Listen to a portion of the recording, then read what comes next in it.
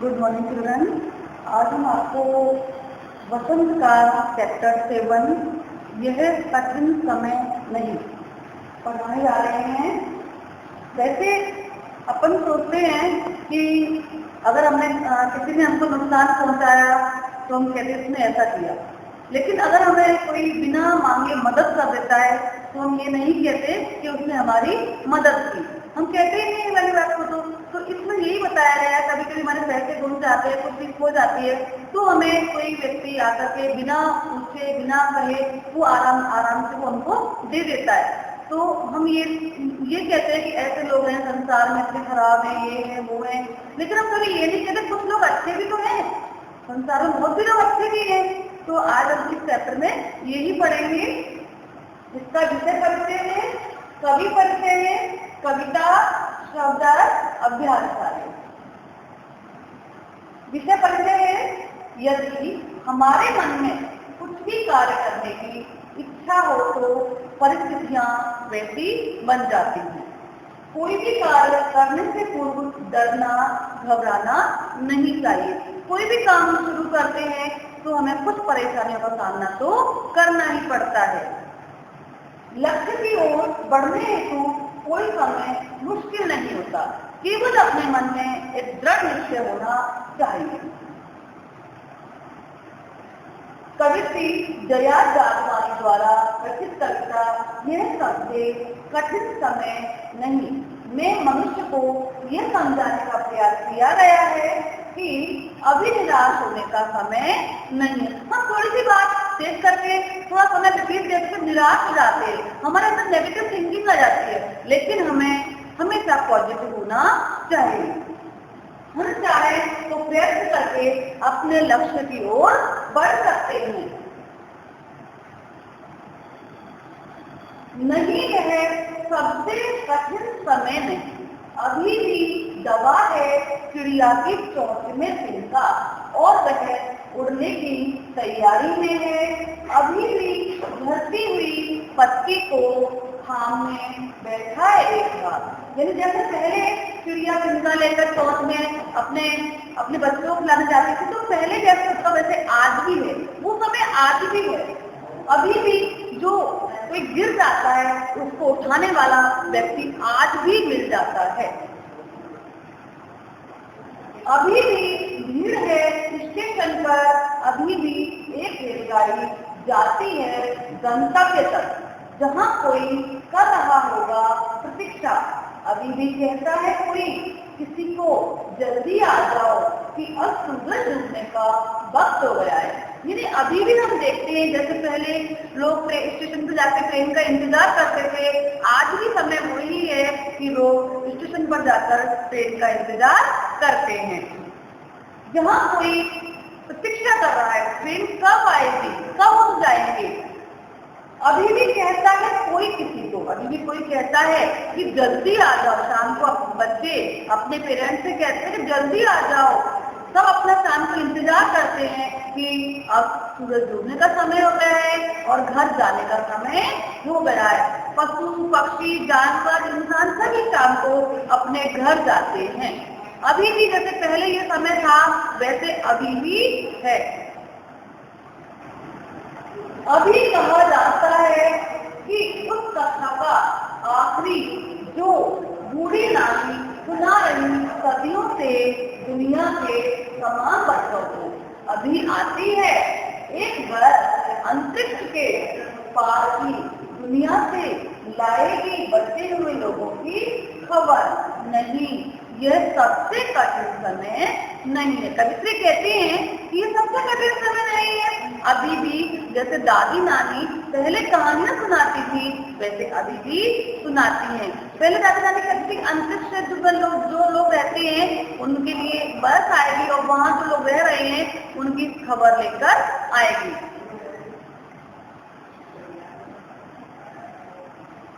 आधुनिक कविता में सुपरिचित तथा महत्वपूर्ण स्थान रखने वाली कवित्री जया जागवानी का जन्म 1 मई 1959 को मध्य प्रदेश के शहडोल जनपद में कोटमा नामक स्थान पर हुआ।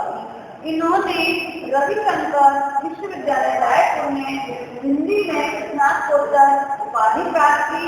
इसके अलावा इन्होंने साइको में मनोविज्ञान में MA किया।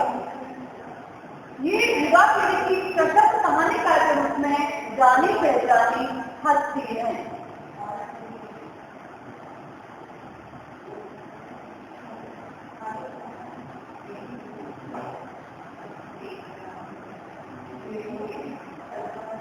काव्य है, कवित्री मनुष्य को संबोधित करती हुई कहती है कि अभी कठिन समय नहीं है, तुम्हें अपने लक्ष्य की ओर बढ़ते हुए संकोच नहीं करना चाहिए। अभी एक चिड़िया अपने घोंसला बनाने के लिए घास के छिलके को एकत्रित करती है और अपना घोंसला तैयार करती है। अभी वृक्ष से झड़ने वाली पत्तियों को नीचे से पकड़ने के लिए कोई हाथ बैठा हुआ है, कोई ना कोई उसको संभालने को बैठा हुआ है। अगर हम कभी गिर जाते हैं तो हमें कोई ना कोई मदद करने वाला आ जाता है, जिससे हमारी कोई जान पहचान नहीं है। अर्थात असहाय लोगों की सहायता के लिए वो दयावान लोग अभी भी अपने हाथ उनकी सहायता के लिए उठाए हुए हैं। तुम्हें गलत मार्ग पर ले जाने से बचाएंगे, सही मार्ग पर ले जाने का प्रयास करेंगे। कवित्री ने निराशा में डूबी हुई मानव को जीवन की प्रेरणा दी। देखा था एक में अनुसार अलंकार है, भाषा सरल है,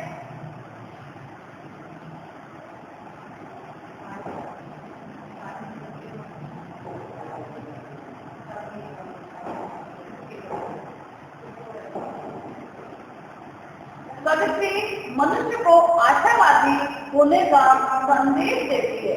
रेलगाड़ियां निरंतर अपने मार्ग पर चलकर यात्रियों को उनकी मंजिल तक पहुंचाती हैं। वे मनुष्य को प्रेरित करते हुए कहती हैं कि अभी कठिन समय नहीं है। अभी भी स्टेशन पर एक रेलगाड़ी है जो मनुष्य को एक स्थान से दूसरे स्थान पर पहुंचाएगी, जहां तुम्हारी कोई ना कोई प्रतीक्षा कर रहा होगा। अभी भी कोई किसी के मन को मन ही मन कह रहा है कि सूर्य छिपने का समय आ गया है, इसलिए जल्दी आ जाओ। बच्चे हमेशा कहते हैं कि सूर्य छिपने का समय आ गया है, अपने पेरेंट्स से और घर जल्दी आ जाओ। अर्थात लोग अभी भी एक दूसरे के सुख दुख का ध्यान रखते हैं। कवित्री ने एक दूसरे के लिए भावनाएं उजागर की है और कहता है कोई किसी को निराश अलंकार है, भाषा सरल है।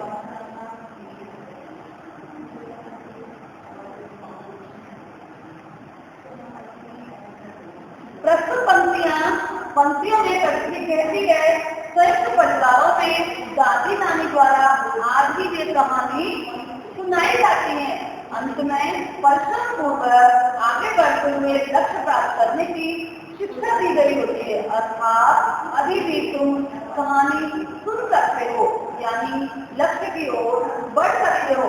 कवित्री कहती है कि अभी भी अंतरिक्ष की जानकारियां प्राप्त करके अंतरिक्ष के पास से एक बार उन बचे हुए लोगों का समाचार ला रही है जो मुश्किलों से जूझते हुए भी सफलता प्राप्त करके आ रहे हैं। अर्थात आशावान बनकर मनुष्य को अपने लक्ष्य की ओर बढ़ना चाहिए।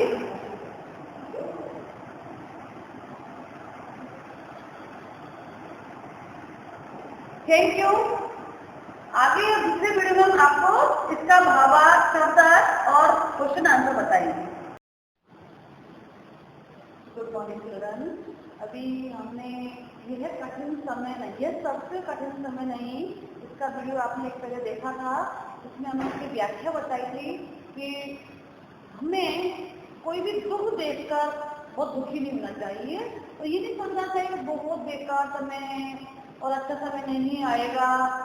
ये तो दुख और दुख चलता ही रहता है, ठीक है। यदि हमें किसी ने चोट पहुंचा दी, किसी ने हमारे साथ धोखा दे दिया तो हम इस तरह या तो संसार के लोग बहुत बेकार है, किसी पर विश्वास नहीं किया जाता। लेकिन ऐसा भी नहीं है कि किसी पर विश्वास नहीं किया जाता। हमें संसार में ऐसे भी लोग मिलते हैं जो हमें बिना मांगे सहायता दे देते हैं, बिना कुछ कहे हमें हमारी हेल्प कर देते हैं। तो हमें ये नहीं सोचना चाहिए कि हम बहुत दुखी हैं, ये सबसे कठिन समय है, ऐसा समय पहले नहीं था। समय पहले भी ऐसा ही था, कुछ अच्छे लोग होते थे, कुछ बुरे लोग होते थे, वो आज भी हैं और ऐसे ही चलेंगे। अब हम आपके लिए इसमें प्रतिपाद्य में जो कविता बताई थी, इसके बारे में जो जया जादवानी ने, इन्होंने इसके सार को बताया है कि कवित्री जया जादवानी द्वारा रचित कविता, यह कठिन समय नहीं, हमें मानव को निराशा त्याग है। हमें आशावादी होना चाहिए, हमें नेगेटिव नहीं सोचना चाहिए, हमेशा हमें नेगेटिव नहीं करते। कहते हैं कि हम जैसा सोचते हैं हम वैसा बन जाते हैं। तो हमें कभी भी नेगेटिव नहीं सोचना चाहिए, हमारी सोच हमेशा पॉजिटिव होनी चाहिए, सकारात्मक होनी चाहिए। निराशा को त्यागने, जीवन के प्रति आशावादी बनने का सुझाव दिया है। कवित्री मनुष्य से कहती है कि अभी तुम्हारे सामने कठिन समय नहीं है, यह सिद्ध करने के लिए कि वह अनेक उदाहरण प्रस्तुत करती है कि चिड़िया अपना घोंसला बनाने के लिए अपनी चोंच में तिनका दबाए उड़ने को तैयार है। पेड़ से गिरने वाली पत्ती को थामने के लिए कोई हाथ तैयार बैठा है। अर्थात यदि तुम अपने लक्ष्य पर भटक जाओगे तो तुम्हें सन्मार्ग पर, सही रास्ते पर लाने के लिए कोई अवश्य आगे आया, कोई ना कोई हमें सहारा जरूर मिलेगा। उनका कहना है कि रेलगाड़ियां मनुष्य को उनकी मंजिल पर पहुंचाती हैं। अभी भी एक रेलगाड़ी गंतव्य तक, गंतव्य यानी पहुंचने वाले स्थान तक जाने को तैयार है। अर्थात तुम अपनी मंजिल की ओर बढ़ने में संकोच मत करो, तुम हमेशा आगे बढ़ो, तुम्हें कोई ना कोई सहारा जरूर मिलेगा। अभी भी कोई प्रियजन तुम्हारे आने की प्रतीक्षा कर रहा है, अभी भी तुम्हारे लिए किसी को तुम्हारा इंतजार है। अर्थात तुम्हारे प्रति अपने प्रेम को दर्शाता है। कभी कभी हमारे मन में आता है कोई सब बेकार है, कोई मुझसे प्यार नहीं करता है, मेरी कोई वैल्यू नहीं है समाज में, ये सब बात नहीं, ऐसा नहीं है। हम अगर सोचते हैं तो हमारे भी समाज में जरूरत है और ऐसे इस पाठ में बताया गया है। सूर्य अस्त होते ही घर में सुगनों का यात्रा होने लगता है। कविता में सदियों से दादी नानी द्वारा कहानी सुनने का वर्णन है जो शिक्षाप्रद है। अंत में कवित्री काल्पनिक रूप से कहती है, इमेजिन करती है, कल्पना करती है कि अंतरिक्ष के पास जो बस लोगों को लेकर गई थी, अर्थात जो व्यक्ति अंतरिक्ष की जानकारी प्राप्त करने के लिए गए थे, उनमें से कुछ मुश्किलों से जूझते हुए अपने प्राण गंवा बैठे, लेकिन जो बच गए उनकी खबर लेकर बस आने वाली है। वे अंतरिक्ष के पार की खबर लेकर आएंगे, जानकारी लाएंगे। इसलिए हे मानव, तुम अपने उत्कर्ष और आशावाद की ओर मुख करके निरंतर अपने लक्ष्य की ओर बढ़ते जाओ। उत्कर्ष यानी उन्नति की ओर। तुम्हारे मार्ग में किसी भी प्रकार की कोई निराशा और कोई बाधा नहीं है।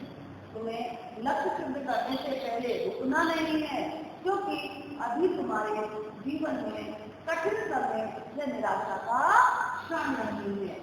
कुछ शब्द यहाँ देखेंगे, जैसे धरती, धरती यानी गिरने वाली, थामना यानी पकड़ना या सहारा देना, गंतव्य यानी हमको जहाँ जाना हो, सदियों यानी सैकड़ों वर्ष, अंतरिक्ष यानी आकाश। अब कुछ यहाँ पर पैर उतर हैं, ये देखेंगे चिड़िया चोंच में तिनका दबाए उड़ने की तैयारी में क्यों है। चिड़िया अपने बच्चों की सुरक्षा हेतु घोंसला बनाना चाहती है जिसमें बच्चे सर्दी और गर्मी से सुरक्षित रह सकें। इसलिए चोंच में तिनका दबाकर उड़ने की तैयारी है। और वो भी चिड़िया भी आशावादी है। घर न लौटने पर किस समय प्रियजन चिंतित हो जाते हैं। घर न लौटने पर, सूर्य डूबने पर समय हमारे जो प्रियजन है चिंतित हो जाते हैं।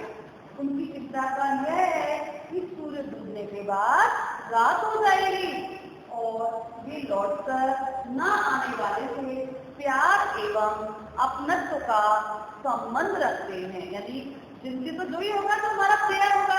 ये तो समाज में बहुत सारे लोग रहते हैं, सबकी चिंता थोड़ी करते हैं हम। यहाँ पर अपने घर वाले, अगर हम शाम को घर में लेट पहुंचते हैं या हमारे जो फैमिली मेंबर्स हैं अगर लेट आते हैं तो उनको चिंता लग जाती है कि लेट क्यों हो गए, कोई प्रॉब्लम तो नहीं हो गई। बूढ़ी नानी दादी सदियों से कहानियां क्यों सुनाया करती होंगी? क्योंकि बच्चे बूढ़ी दादी और नानी की कहानियां पहले बहुत शौक से सुनते थे। कई उद्देश्य हैं। पहला तो ये है कि बच्चों का स्वस्थ मनोरंजन होता है, क्योंकि पहले टीवी मोबाइल नहीं थे तो बच्चे रात को दादी और नानी की कहानियां सुनते थे। वे शरारतें भूलकर शांत हो जाते हैं। दूसरा यह है कि उन्हें जीवन की अनेक शिक्षाप्रद बातों का ज्ञान होता है। झड़ती हुई पत्ती थामने को बैठा है, हाथ एक से क्या तात्पर्य है? इससे तात्पर्य है कि पेड़ से टूटकर जो गिरती हुई पत्ती है उसको गिरने से पहले कोई सहारा दे देता है। ठीक वैसे ही यदि हम अपने लक्ष्य तक नहीं पहुंच पाए या हम कोई प्रॉब्लम महसूस करें तो हमें कोई ना कोई हौसला देगा और हमारी सहायता करेगा। यह कठिन समय नहीं है। सबसे तो कविता का मूल उद्देश्य क्या है? कविता का मूल उद्देश्य है कि जीवन में किसी भी समय को कठिन नहीं समझना। जैसे अब समय चल रहा है कोरोना, तो हमें ये भी समय जाएगा। जीवन का कोई भी समय कठिन नहीं होता है। यदि हम प्रयत्न करें तो उसे प्रत्येक दुविधा से बचा सकते हैं, हम उसको दूर कर सकते हैं। कोई ना कोई सदैव किसी न किसी दुविधाग्रस्त व्यक्ति की सहायता के लिए तत्पर रहता है। कठिन समय मानकर व्यक्ति को हिम्मत नहीं हारनी चाहिए। उसे विश्वास रखना चाहिए कि अंधेरे के बाद प्रकाश अवश्य आता है। उसी तरह कठिन समय के बाद अच्छा समय भी जल्दी आता है।